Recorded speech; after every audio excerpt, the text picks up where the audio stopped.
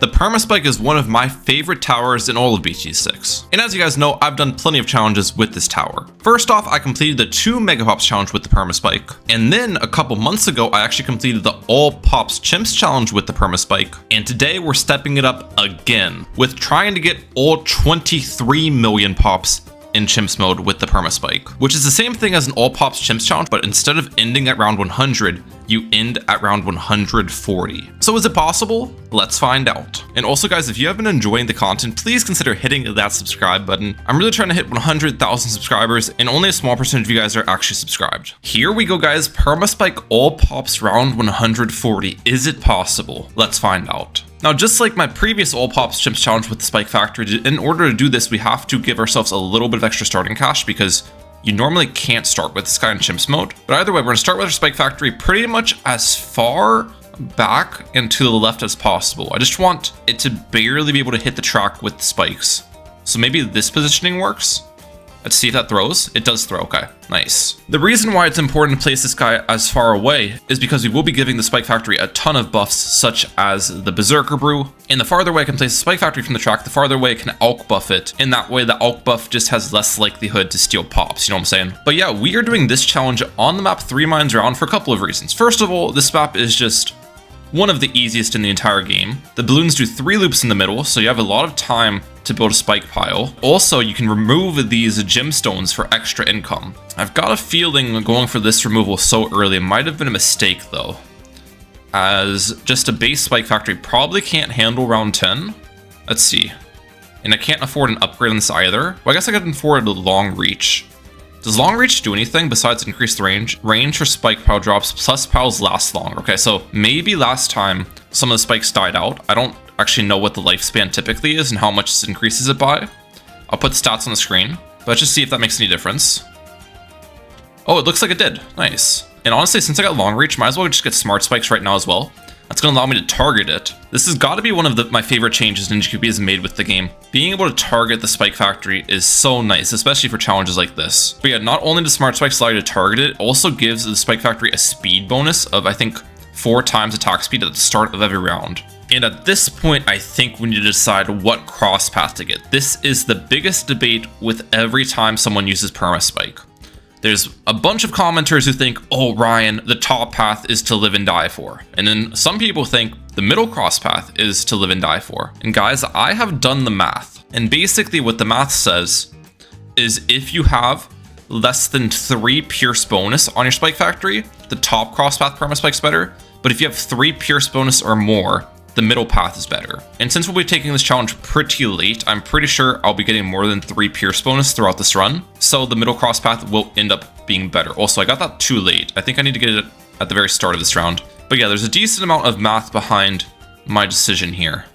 And the thing is, the difference between the DPS of the paths is very small. So in reality, it doesn't really matter that much which cross path you go for. Either path will work out in most cases, and the bigger stacks path is much better for the early game because it's cheaper and just actually more DPS as well before you have the Perma-Spike. But in a challenge like this, when we have to go around 140, maximizing the end DPS is really what I'm focused on. Either way, do I want to start this next removal here, or how do I want to play this? I could also work for long life spikes, or instead of both of those, I could try getting an Alk buff, which is kind of what I'm leaning towards. I feel like Alk buff is the single most important buff you can get on this guy, but the problem is I'm dead round 21 and there's no chance I could afford an Alk buff right now. So let's try getting long life spikes then. The problem with long life spikes though is I could have gotten it earlier actually, so if I just get it right now, I'm not sure if that's, yeah, it's not going to help me enough. Which means let's use the trusty time machine mod, go back a couple rounds and get the long life spikes super early here. Build a decent sized spike pile going into round 21. Because long life spikes allows the spikes to carry over an additional round. And hopefully through building a strong pile, now I can tank all of these balloons. Yeah, it looks to be the case. But yeah, if I'm already struggling, there's no chance I can do this removal yet.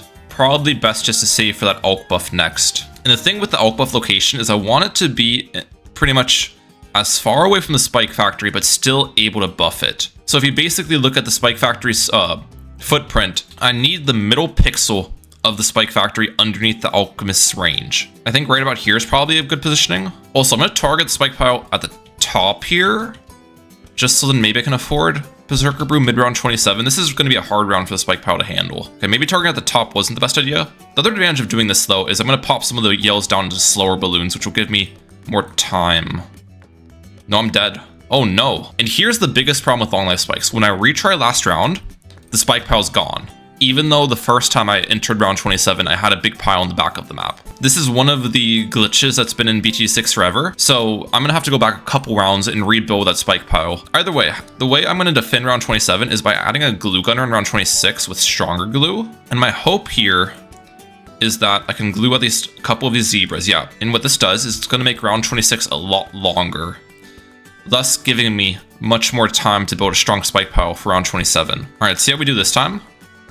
Target a couple spikes at the top once again. Now back to the back of the map. Can the pile handle? Please. It's thinning. No, I think we're good. Only reds remaining. And I guess at this point we can talk about my hero choice as well. It is Striker Jones, which might be a surprise to some of you. If you've seen these All Pops Chimps challenges, normally the hero you always want to go is Geraldo. But the reason I chose Striker Jones here is because of level 8, which allows towers to get 25% more pierce inside of Striker Jones' range. And normally plus 25% pierce, I mean, it's good, but it's not amazing on towers. The thing is though, with the Spike Factory, pierce is essentially damage, because if you think about it, every single one of these piles the Spike Factory is dropping currently has 5 pierce. And it will have more once I get the Berserker Brew. But essentially, that means it can pop 5 layers of a balloon. It can pop 1 pink balloon, each pile. And if I had Striker Jones buffing it, that 5 pierce would turn into 6.25 pierce. So it'd be able to pop 6 layers of a balloon or 6 red balloons. And that's kind of why pierce is the same thing as damage on the Spike Factory. It's really the only tower in the game that has that mechanic. And you might be wondering, what's 0.25 pierce mean? Does it just round down? Does it round up? Well, sometimes it rounds up. I think the way it works is 3/4 of the time the pile will have 6 pierce, and then 1/4 of the time the pile will have 7 pierce. So that's how the game ends up coding it. Here's the problem with Striker Jones though. I need to have it in the range of the Spike Factory, and if I place Striker Jones like in this location, for example, obviously it would not be good because Striker Jones would steal pops. So it essentially forces me to place Striker Jones somewhere all the way back here. But then the issue becomes Striker Jones is going to steal my Alk buff. So for that reason, I don't think I can actually place Striker Jones yet. I will need to get Stronger Stimulant first, because if I have Stronger Stimulant bot, then the Alchemist can actually buff 2 things at once. It can buff Striker Jones and still maintain the buff on my Spike Factory. So there's a surprising amount of strategy that comes into this All Pops Chimps challenge, even in the beginning rounds. These make the spikes be able to carry over 2 rounds instead of 1. I think it increases the damage per spike as well. Yeah, Moab, this should be pretty easy. Target a couple spikes at the top, and that'll pop the layer. Then the insides get dealt with as well. Let's start this next removal first though, on round 45. Then we'll get Stronger Stimulant up on you. And Striker Jones, I'm trying to think of the positioning which will reach my Spike Power with the range bonus from the Alk buff. Maybe right around here. Let's see if that reaches. Wait for the buff to apply. I don't think that covers the midpoint of the Spike Factory. Yeah, it doesn't. Gonna retry this round and place Striker a little bit closer then. It definitely now covers the midpoint of the Spike Factory. So I think this positioning works. And you can see here what I'm talking about is if you look at the Spike Factory and Striker, the Alk buff has really good uptime on both of them. So that's what Stronger Stimulant does for us. Along with the fact Stronger Stimulant is just a stronger buff than the Berserker Brew to begin with. But what's the next thing we need to worry about with our setup? I'm pretty sure it's going to be round 49. As round 49 just has a lot of density, so before that round starts, I'd like to get a Jungle Drums Village. Jungle Drums, now I'm going to target this downwards. Let's also get bigger globs on my glue gunner. And I'm hoping if I can build a really strong pile at the end of round 48, I'll have enough juice to get through these ceramics on round 49. And then if we deal with round 49, I feel like we'll be fine to deal with everything else until I get this removal done, at which point we can then afford Perma-Spike. But here we go, the big round. I could also buy Glue Splatter if I need. I'm gonna try avoiding that though. Ooh, Striker Jones still hasn't hit level 8 as well, so I'm not receiving that 20% bonus I was talking about, or 25% bonus of Pierce. Does this defend? Wait a second. It looks like it defended all the ceramics, okay. Round 49 is not over, however. There's a lot of rainbows here. Spike Pow is starting to get thin, but I think I'm good. And even though there's mobs in a lot of these rounds after 49, the thing is just the overall RBE of the rounds is less. And that's really what you're concerned with when using spike factory strategies.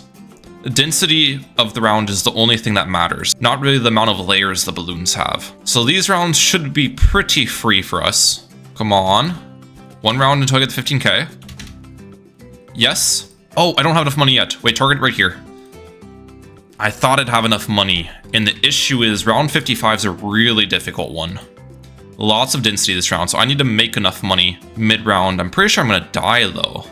Like, how am I defending these ceramics? I'm gonna target spikes at the top just to make money faster. Okay, maybe just stop targeting them at the top now. Dude, am I dead? And if I die when I retry the round, my spike power is gonna be gone. No, I need $800, bro. I'm dead, I'm dead, I'm dead.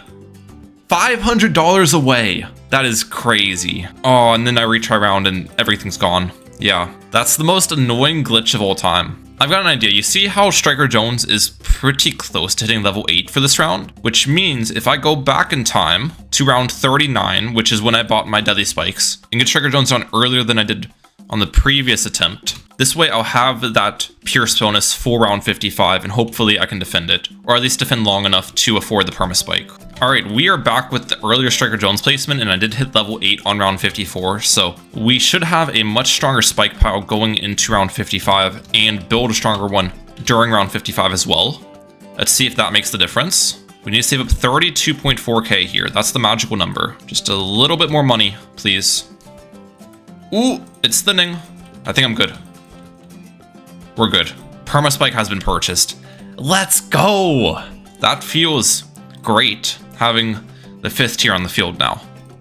And the thing is, even though I don't have like any buffs on the Perma-Spike, this should easily be enough to handle the rounds for a while, just with an Elk buff and the 25% Pierce bonus from Striker Jones. So I'm hoping I can chill with my current setup and start these next 2 removals at least. It would be great if I could start the 100k removal that you actually profit 60,000 from, but the thing is, I'm not sure if I'm going to be able to pull this one off, because the main issue with this removal is it takes 20 rounds to make back your money, and putting away 100k for 20 rounds when I need to rely on a Perma-Spike to defend everything, that's probably not going to be able to happen. Round 60 BFB, this should be really easy to defend. Let's see it. And it's gone. It's looking like I will afford the 25k removal, hopefully this round. I think that'd be pretty good timing. Come on, almost there. Yep, got it. Nice. And that means I'll make the money from this on round 80, which means I can start the 50k removal probably on round 80 and make the money from this one on round 90. Oh, I forgot about this. Actually might be an issue. At level 12 Striker Jones, he gets more range. I don't know how big of a range bonus he actually receives, but hopefully it's not big enough where Striker can reach blimps. Let's see how much of a range bonus he receives. Okay, that's actually pretty significant. I guess I could also target my spike power maybe a little bit higher. I don't want it to clip the BFBs early though, is the thing too.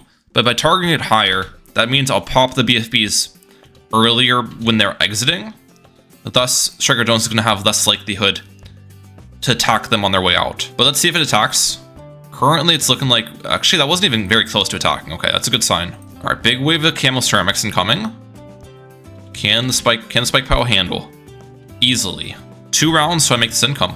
Wait a second, is this spike pile is clipping BFBs like that? Okay, I've targeted a little bit more to the left then, and maybe a tiny bit more downwards as well. Just slowly trying to find the most optimal spot to keep this spike pile. Sometimes it doesn't clip the BFBs though. I'm pretty sure not every single blimp takes the exact same path, which is a bit odd. You would expect them to. But yeah, there's got to be a little bit of a shift. And we got that money, so we can start the 50k removal. Let's go. Now, what am I going to save up for next? I think the first buff to add is probably just an overclock, which I want to get in basically the top right-hand corner, where it's not going to be able to reach anything, because the overclock does have decent range. But yeah, this will give me about 67% extra attack speed on the Perma-Spike, with I think 67% uptime as well. So overall, it's about a 50% buff outright. I'm pretty sure. I don't actually know the math on that, but definitely worth it. And with good ability timings, it can actually be more than a 50% buff, because the Perma-Spike gets extra attack speed at the start of every round. So if I have the overclock applied on it when the round starts, it's going to result in a bigger buff. And if I don't have it applied on it, then it's going to result in a smaller than 50% buff. Like here, for example, let's apply right now, and you'll see the attack speed go crazy at the start of round 84. Alright, so we got overclock. What's next on the agenda? I was thinking probably a call to arms into Homeland defense. Homeland is really good on the Perma-Spike because, as I said earlier, pierces damage. So if you're doubling the attack speed and doubling the pierce, Perma-Spike gets an outright ×4 buff while Homeland is going. But with all of that being said, I think I will actually want to try to get an Ultra Boost before Homeland defense, just to be able to stack on everything, which can be really helpful. And affording Ultra Boost is not going to be too difficult. After I get this removal done in one round, I will be able to afford it pretty comfortably. Oh no, wait! Striker Jones gets increased range again at level 17? Bro, why do they gotta keep increasing this guy's range? Man. If I have to redo the early game to play Striker Jones even farther away, but I feel like that might just be the case with his range getting bigger once again. First Ultra Boost stack has been applied though. And yeah, I'm basically just gonna act like this removal doesn't exist. I don't think there's any way I could pull off the 100k one with waiting 20 rounds. I would just die in the process of waiting those rounds, since the Perma-Spike is going to start to struggle a lot here soon. Or at least, I'll need a lot more buffs as the rounds get denser. Alright, that's 4 stacks so far. Am I still handling? Looks like it actually pretty nicely. This range is starting to look threatening. Let's see if it can reach a ZOMG. That's my main concern. Okay, there's actually still a decent gap between his range and the ZOMG, thankfully.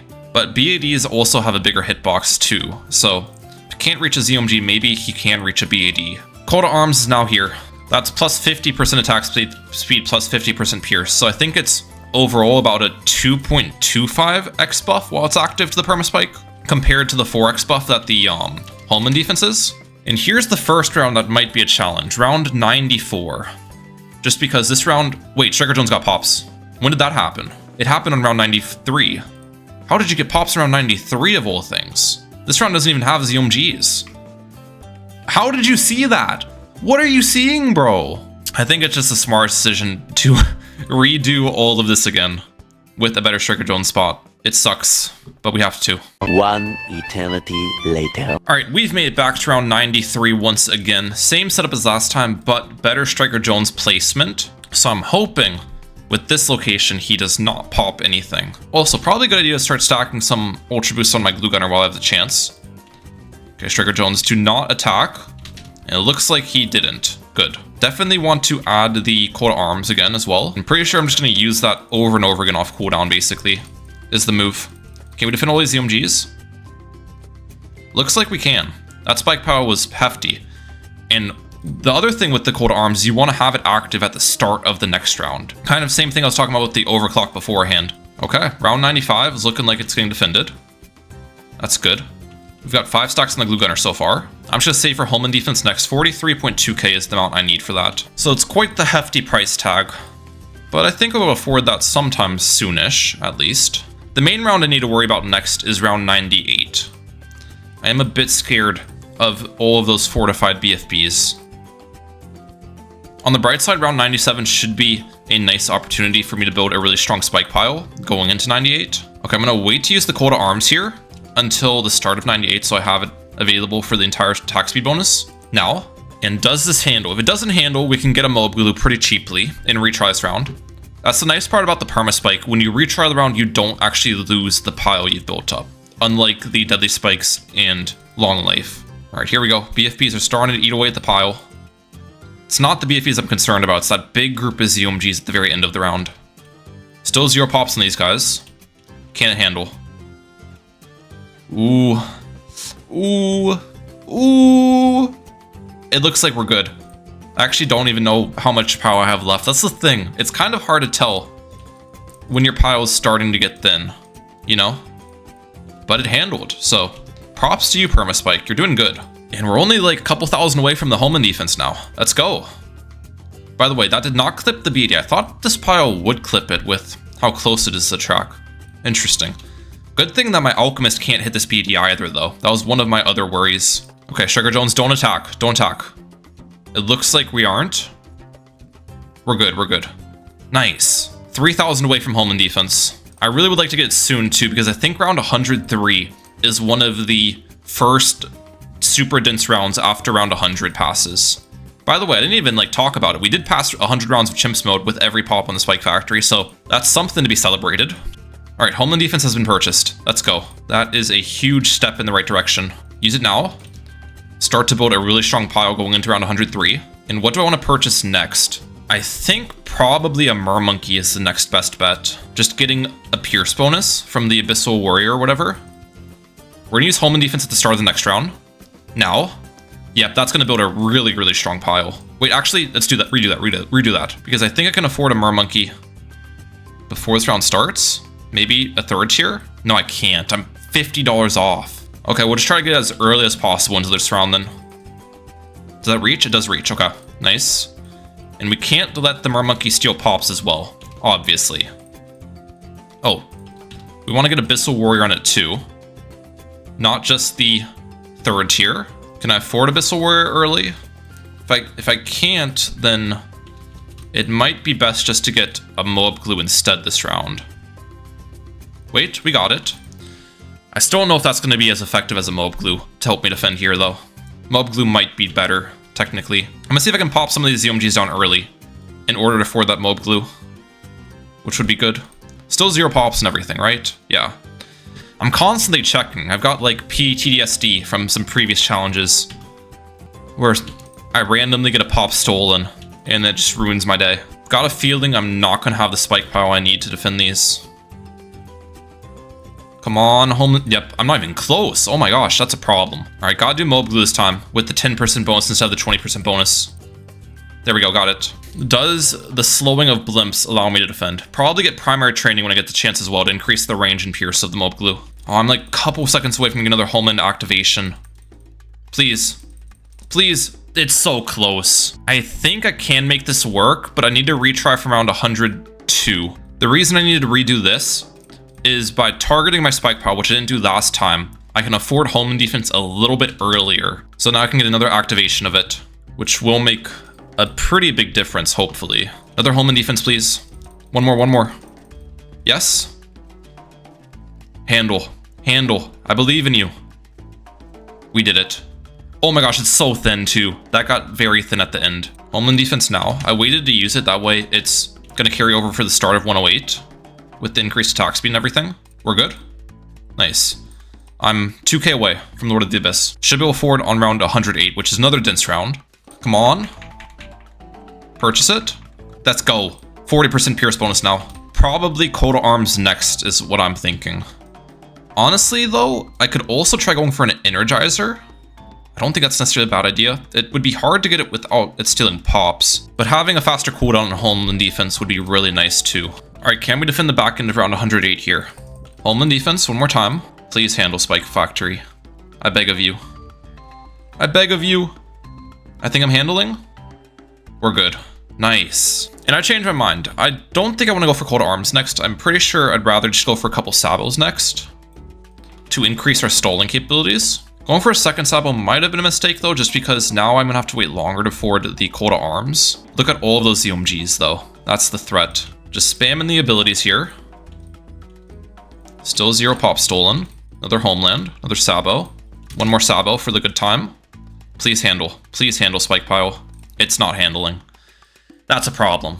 Okay, I think I finally found a tactic to beat round 111, and that is by targeting my spikes off center. On top of that, I'm also gonna get one more AMD buff just because I've noticed that the Spike Factory doesn't have full AMD uptime. But the reason I'm doing this is I've noticed that the spike pile in the back, the spikes start to time out. Like they have been on the screen too long and I'm losing out on spikes because of it. So by targeting a pile off the center, what this is going to allow for is me to pop down the higher layers of the blimps, and then the faster blimps are going to travel around the loop and clear out this pile in the back before it dies out. At least that's my theory.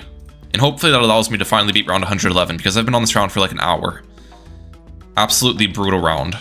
I think it's low-key working. Pile in the back, clean up all the Moabs. Yep. Okay, it started to thin a little bit there. Maybe get a couple more spikes back here.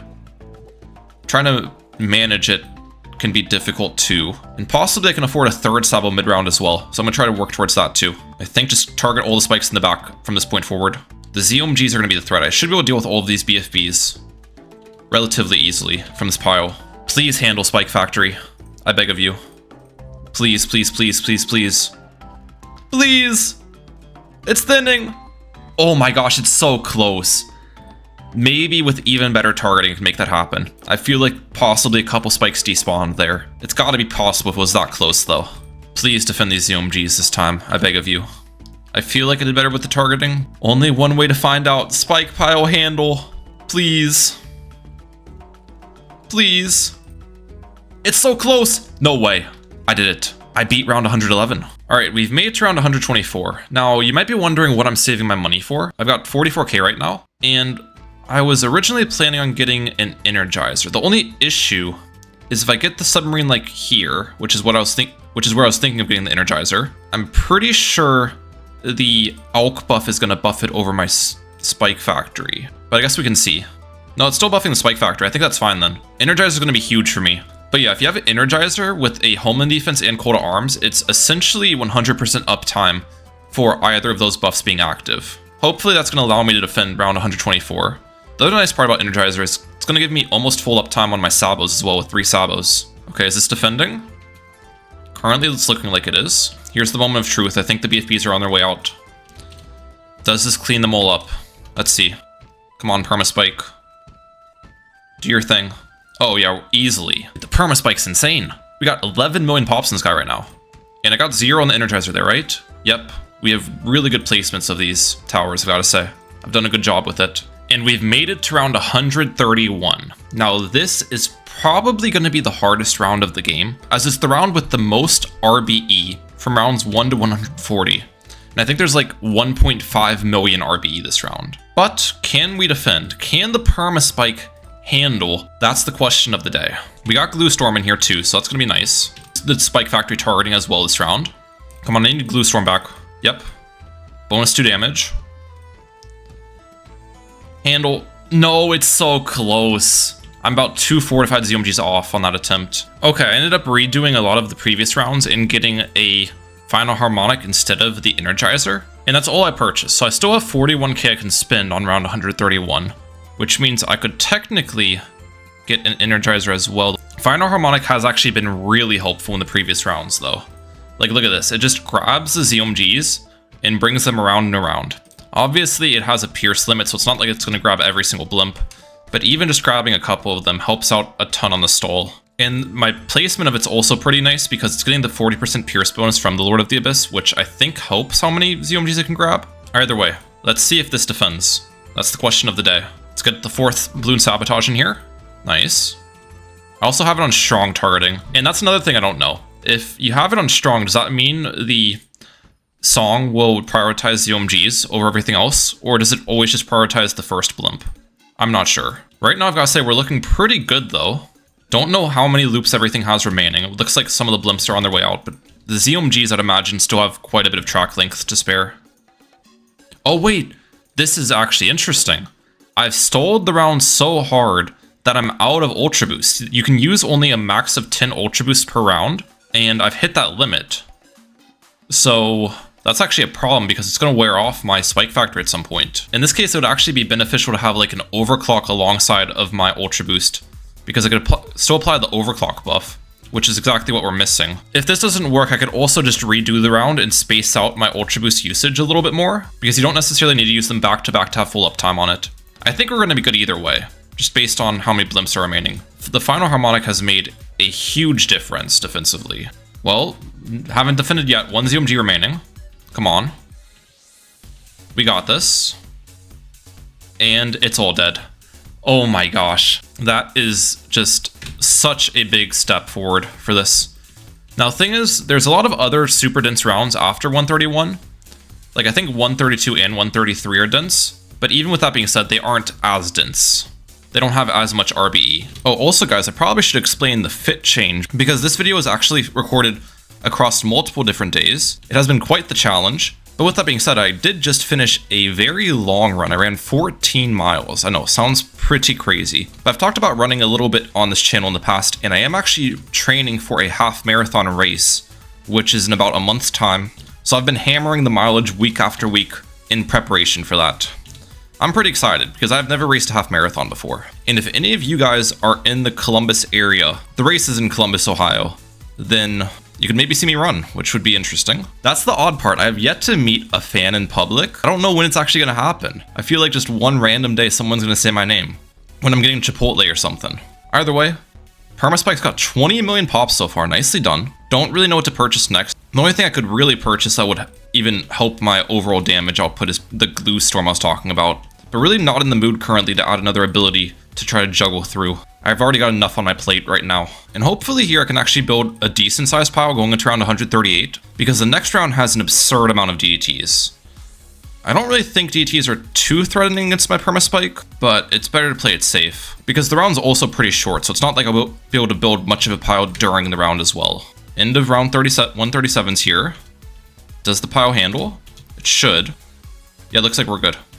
Oh my gosh, are we gonna do it, guys? Round 138. Lots of DTs incoming. As in lots, I mean lots. Look at this. Holy bajoli. Come on, Perma-Spike. Please handle. I think I'm good. Oh no. I'm not good. On the bright side, we went into this round with homeland defense available, so I can start it by using homeland defense with extra attack speed. But on top of that, let's get... I can't afford a glue storm. Let's get 2 glue strikes then. We want to wait to glue strike until the DTs are about to escape, because obviously at that point we want the bonus damage. Glue strike 1 now. It's about a 20% damage bonus to my Perma-Spike. Well, it's only a 20% damage bonus on the DT layer itself. The ceramics I'm not getting the glue strike bonus on against, really. It's still not enough. What the heck? I'm actually like so surprised we're struggling against this round. I could try the targeting tech. I feel like that's not going to do anything, though, in this case. Let me cook. Target here. And I'm going to use a glue strike. And I'm going to get a second glue strike up. Homeland defense again. Sabo. Put this on first, maybe? Glue strike again. Sabo again. Am I doing better this time with the targeting? Wait. Wait. We're close. No way. I don't even know why the targeting made a difference, but I guess it worked. Okay. I feel like I didn't have any spikes despawning last time, but maybe I did, so the targeting fixed it. I was worried round 138 would be my end. Now we just have one more difficult round remaining. Round 140. We've got to pop a fortified BAD and then a regular BAD behind it. Here we go, guys. Round 140. Final round of Perma-Spike all pops chimps. Let's go. I'm going to wait to glue strike until the BAD is about to enter the pile. Now, wait, it's not throwing. Okay, that was weird. Oh, look at all that damage I just got from the start of round bonus. We almost popped the layer from that. That's kind of crazy. I think we'll be fine then, with how the start is looking. Let's use another glue strike. Homeland defense again. Yep. Second BD isn't coming. I've also got to deal with the insides. The insides might be a little bit hard to defend. All right, so the second BD has done 1 loop so far. That's 2 loops. Ideally, I pop it in an area where the final harmonic can also grab the insides. Wait, no, it's already done 3 loops. Oh. No, we're good. We're good against it. Let's go. All pops chimps with the Perma-Spike. 140 rounds. Come on, guys. What a challenge. Let's check the pops of everything just to confirm. 0 on the Ultra Boost. 0 on the Glue Gunners. 0 on the Villages. 0 on the Heli Pilot. 0 on the Ninjas. 0 on the Mermonkey. The Alchemists. 23,094,000 on the Perma-Spike. And 0... Wait. No! Oh my gosh, it got pops. I don't know when these guys got pops. Man, that sucks. I guess we lost by about 1,000 pops. That might have been the final round 2 that happened. Dang. I don't think I can't even go back in time, because after you finish a challenge editor, the time machine mod doesn't work anymore. So we technically failed. I think that was all the last round that the stuff stole pops too. That is unfortunate. Still a very fun challenge nonetheless, and I mean, We basically got it in my book. If I retried the round, I bet I could have targeted some things or used my Chinook. Either way, if you guys did enjoy, hit the like button, subscribe as per usual. I'm like out. Peace. Have a good one, guys.